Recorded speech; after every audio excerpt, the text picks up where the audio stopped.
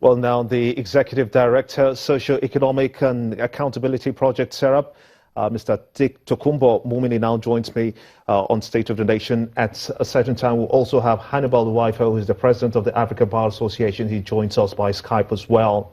But let's start with you. You saw the scenario. Why do you say that the constitutionality of the Senate is in doubt for you? No.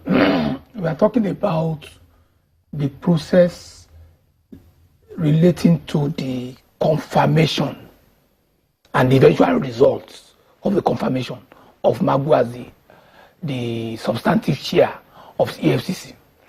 Now, granted that the Senate has the right to reject or to approve or confirm a nomination by the president, it must be clear to everyone that the sole appointing authority in this matter is the president. The Constitution says he should forward the name to the Senate. The Senate has the right to approve or to reject. Now, what we are saying is you have two reports, letters submitted by the DSS.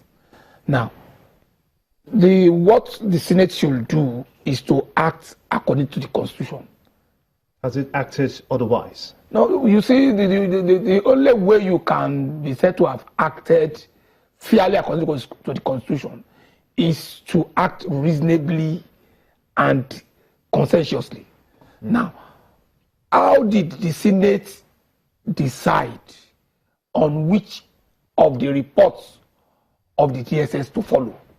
Okay, let me put you on hold there, and let's talk to Hannibal Waifo. He's the president of the Nigeria Bar Association. I want to thank you so much for joining us at this time. I can imagine that the president is worse hit in this situation and will be possibly maybe the saddest person concerning this non-confirmation by the Senate.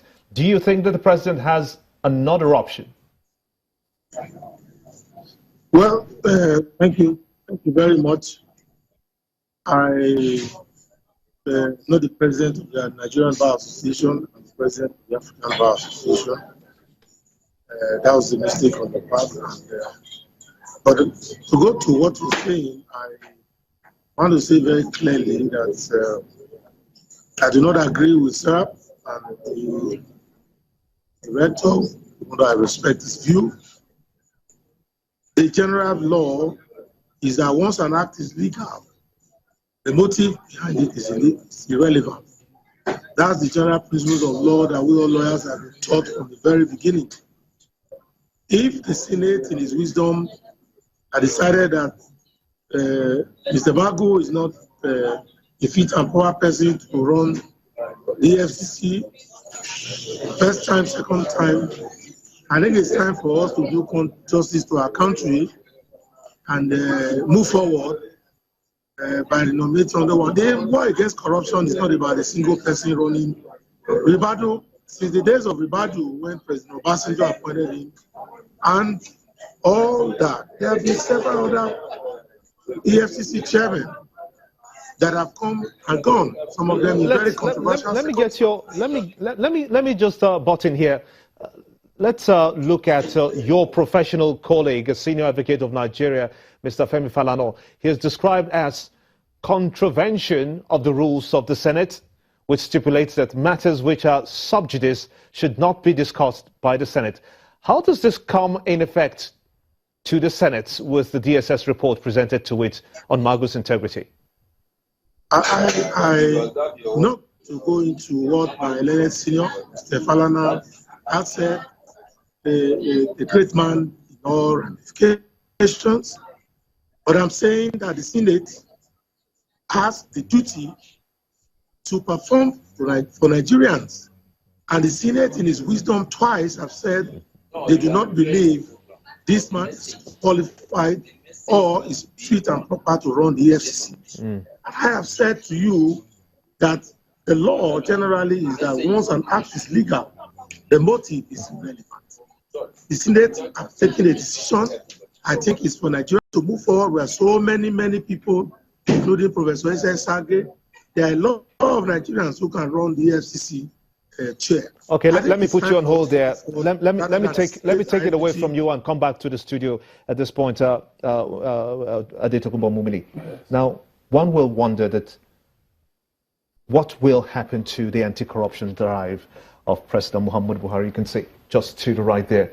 That is the picture of the man in the center of it all.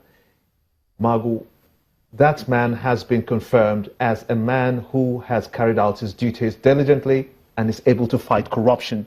What is going to happen to that man now that he's going to have to possibly be renominated by the president?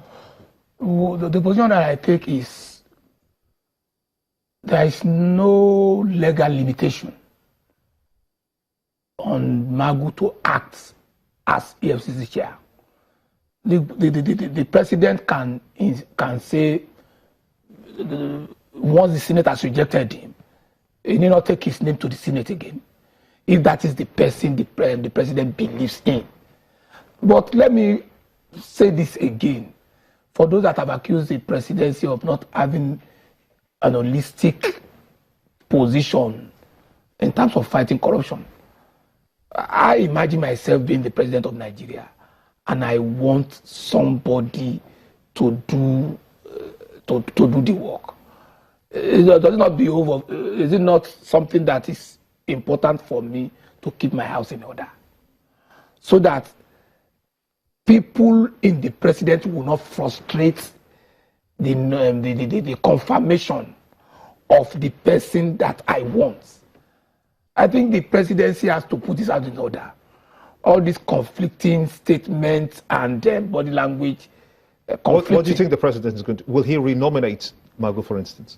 I believe that from what I hear, this Senate will not confirm Magu. We listen to a lot of things, we hear information. Now that this Senate will not confirm Magu. So there is nothing stopping Magu to continue to act.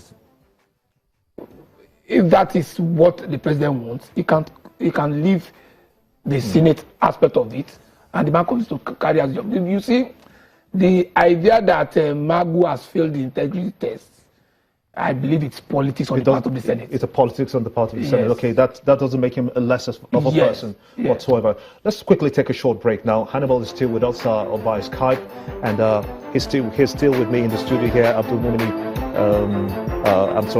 Mumini of Serap. We're going to take a short break. It's State of the Nation.